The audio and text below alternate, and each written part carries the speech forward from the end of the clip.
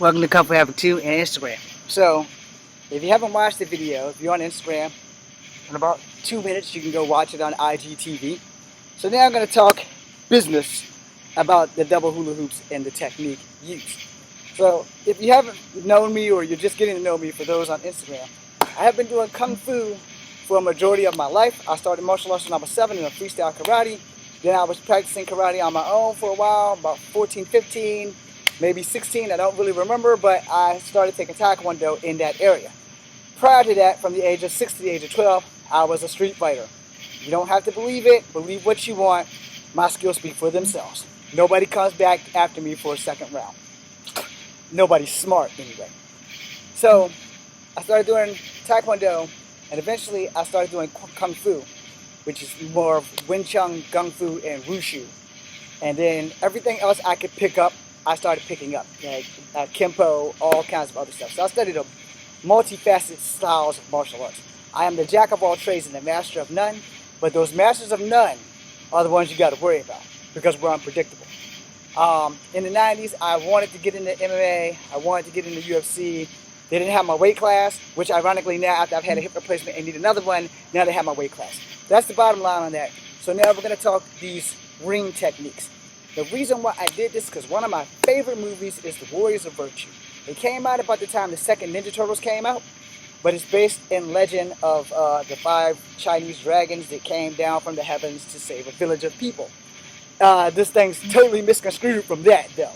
So if you haven't seen The Warriors of Virtue, before you watch me and my clusterfuck, go watch it. It's a very good movie. You know, it's a very good movie. All right, so the ring technique. I don't have a specific date or a specific part of China, but I'm pretty sure it was a Chinese origin weapon. So I know that the chakram is also a Chinese origin weapon, and for the sake of all holiness, this is the size of one of the chakrams. There's more than one type of chakram because you have the double X chakram where you hold it in the middle and the blades are in the shape of an X where you can gut and slice and shit like that. And all weapons in the martial arts have a story to go along with them, as you know. So like I said before, I don't have exact dates or times, and I can't promise you which style did the ring technique go with. But for the most part, a lot of weapons do more Kung Fu, Wushu, versus Wing Chun is more you are the weapon. You guys don't have to believe that or whatever. So with the small ring, it was faster for combat. You know, the transitions, which I don't normally, and there goes that, which you see the other video, I do that a lot. That's why I said it was a clusterfuck. All right, so I have it there. With the small one, you know, it's easier to maneuver your hands in between it. You know, so there. So like if you're here and you get here, you got to block, and you can block, and then you can counter, and you can roll it. And in your process of rolling it, it makes it easier for you to grab it. And you can grab it and you can switch off and block and go back. And then you can do this little number that will never happen in a fight. As you see, I just missed that transition. But you get the gist. This is not just a shield, but it is also a striking weapon. But for most close combat, getting hit in the face, it's a shield. As you've seen, it hit me in the face. So I can't rewind live TV. And I don't know how to edit that damn laptop that I'm filming off for Kung Fu Havoc 2. So when you are blocking, your hand positions are important, but your ability to grip this weapon is probably the most important thing. You're going to need to know where it's going to fall. You're going to need to know how to protect. So if you're wearing it, this is to protect ribs. So you slide down. If it's coming from this side, the small ring is not good for you to get it off and over. That's why the big ring is probably the one you would wear around you. But the small ring, for maneuvering, you would wear it here. Boom, get it off. Boom, boom, boom. I've really got to break that habit. Back behind, below behind, transition roll, block, block, strike, strike, block, strike, block, block, grab, pull for Kung Fu. Strike, grab, pull for karate. Pull. So after you pull, I was going to do a taekwondo stepping side kick, but I changed my mind. So pull, boom, put your foot back down. I'm rechambering, boom. For those who understand, taekwondo has a lot of fucking rechambering, which is why I kind of gave it up. Because I got tired of rechambering. I also got tired of doing push-ups. Because I didn't like the rechamber, because it was a hell of a lot easier for me to do this. Boom. Instead of doing this, boom, rechamber, boom. Okay? So, yeah, got tired of rechambering. Alright, let's get to the big guy so we can hurry up and end this video. So, your big ring, while it's on you, it's easier to block, wipe it off, and get back on. Not so easy to wrap around in front of you unless you're doing that. So this protects all of the circumference around you. So, like swords coming, bing, back. And if you want to get matrixy and shit, my hip doesn't work like that. But, you know, boom, boom. Basically, it's like a force field of metal to keep you from getting cut. Now, the same things you would do with the little one, you do with the big one. Block, grab, pull, block, grab, pull. Block, grab, pull. You know, and your target after you strike. Strike here, roll, pull. You see how it goes in, comes right over? The little one's exactly the same. The little one is probably a little bit more precise, so when you hit someone, you want to go a little higher so you can get around their head, and then you want to pull. Now see, being that I don't have a training partner, I had to do it that way so you understand how it works. Your body mechanics are getting hit in the sternum and the solar plexus, but for a person who can't breathe, they generally automatically pull over. You hit them in the crotch, they automatically pull over. So when they automatically pull over, you have them at your will, so you grab it and you pull it.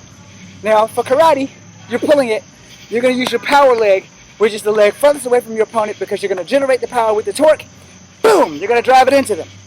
If you're doing kung fu, when you strike and you wrap and you pull, this is the closest leg. It doesn't mean it's less powerful, it just means it's an easier strike and no wasted motion. So boom, boom, boom, you know, because it's right there. Which means their head will be right here, and you're going to level their shit. Now, why do I not really think that the rings are really a modern day weapon? You've seen me drop them.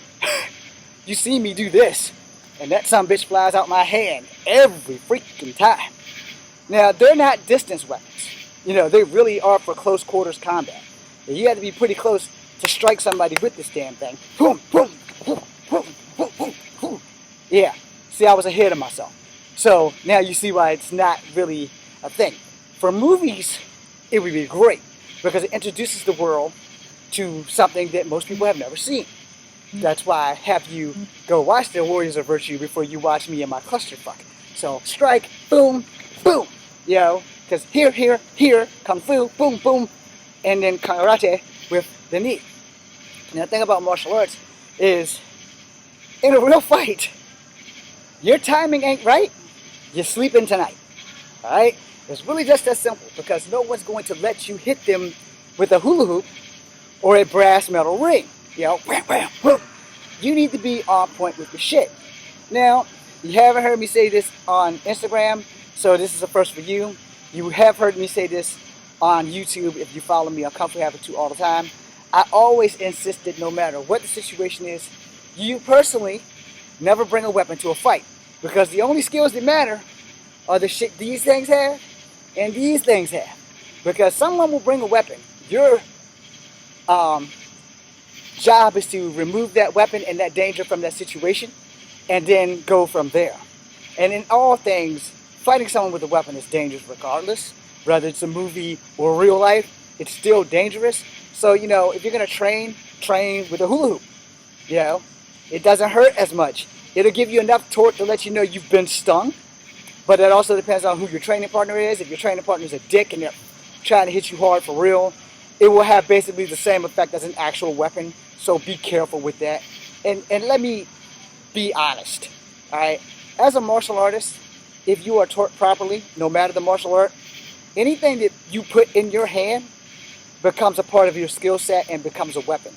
You have to learn how to use the weapon effectively for the shit to actually work in combat. The rings, yeah, I can do it. Have I done it in combat in real life? Fuck no. Have I made a movie about it? Nah, I'm making that right now. But the fact of the matter is I don't have a training partner, which is why I insisted you go watch The Warriors of Virtue. Because up to date, outside of anything from 79 and back, I have not seen the ring weapon in anything outside of, what the fuck is it? Kung Fu Hustle. But they don't use the big ring. They just use the little rings on the arms. So, but those little rings also come with the story of this ring. But the big ring, I think, was made last. I think the little rings were made first because they basically were sword protectors. So, you know, again, you guys can go Google it, fact check it, prove me wrong, and that's fine. I don't have a problem being wrong. I am an ace on the shit that I teach you. I'm not an ace on everything that I know. Because the only thing that I can teach you is the shit that I have actually used, with the exception of this hula hoop thing, which I am honoring the Lord. I mean, excuse me. I don't want to know why I keep saying the Lord of the Rings in my head. But The Warriors of Virtue. Because it's the only martial art movie fully using the ring. Boom. And in that movie, the guy in the kangaroo suit is fucking awesome because he's blocking and he's stepping through, and he has a gigantic ass ring to go all the way over his body and whip it out and come back around. And that's why I wanted to do that. So I learned a lot of that by studying that film over and over and over. But when you watch me versus watching it, I do nothing that that guy does. And there's a reason for that. And this is the reason before I end the video. I'm going to end the video on Instagram, but not Kung Fu Habit 2. So if you want to come back and watch it on Kung Fu Habit 2, it'll be up tomorrow. When your body is accommodated to doing the same motion over and over and over, if you have mastered certain moves better than the other moves, those are your instant go-to second nature moves. And once your body has that down pat, you will do that unwillingly. You will do that self-consciously. You won't even recognize you do it until it's done, or you go back and look at your video. So when you go into crane, some go here, you know, but that's like for like, they're gonna break in. Some do the Tai Chi one where, you know, it's a little bit more to it than that, but you get the gist. And then some people just straight go in the crane. Same thing with snake, same thing with the crane, same thing with mantis, you know. And the thing is, the more styles you know, the harder it is for you to keep track of them. Up here, your body's just gonna muscle memory the fuck out of that shit.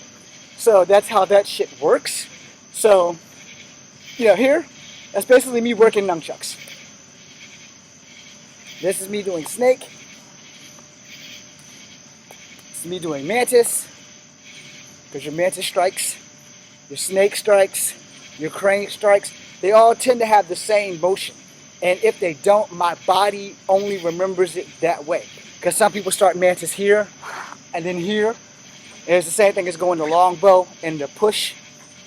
So it's your memory versus your body, and your muscle memory versus your thought process.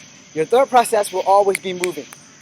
Your muscle memory sometimes keeps up, sometimes it don't. But once martial arts becomes second nature, it's really hard to adjust and adapt. You can learn a new style, but your body will still revert back to what it knows, because it knows what's going to work. Try to remember that as you cruise through your journey of life in the martial art business. So for Instagram, I'm out. For Kung Fu Havoc number 2, we will continue.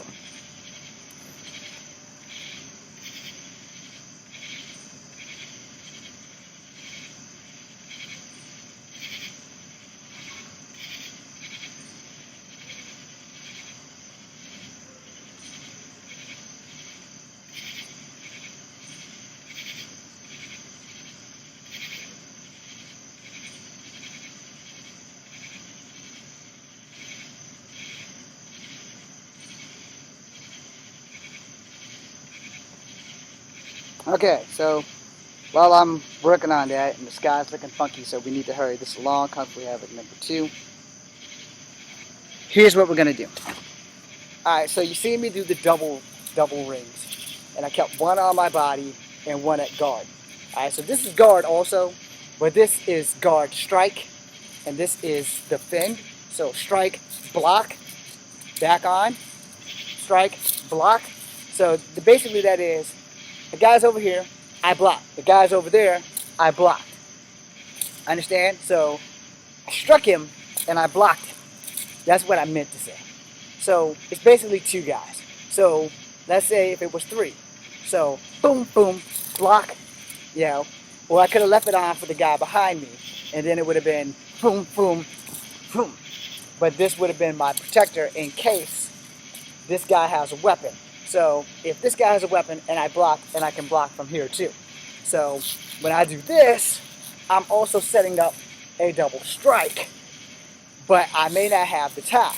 So if I got this metal ring on me and someone's coming at a sword, bing, while I'm striking this guy, I still have protection here. Then I can wrap it and send it through this hole here and strike. Now, will that be 100% effective? Depends on the weapon that they're using and how I can get it through this hole after I block it and get it around. So when I'm blocking it and getting it around, it's supposed to be here, getting it around, keeping it in this hole as a deterrent could help me to set up the gap, because he's going to come in. The ring fighting is really for close quarters combat. So his weapon's still through, boom. Now for Taekwondo, I rechambered. But for Kung Fu, when I pull him through, the leg's already extended. So you have to understand how these things work. Boom, boom, boom, boom. So there, here, strike, strike, strike, strike, strike, strike, strike. Block. This block on the right hand, up here, that was the block to protect my back. This was the block and a strike at the same time, in case you missed it. Alright, doesn't look like it, but it is. And the thing about martial arts, if you take Kempo, you'll learn that every block is a strike and every strike is a block. But you also need to know these things for other martial arts that you do. And the thing about martial arts, no matter the martial art, they are all related on some level or another. This is Kung Fu Havoc number 2. Thank you guys for watching. Be seeing you.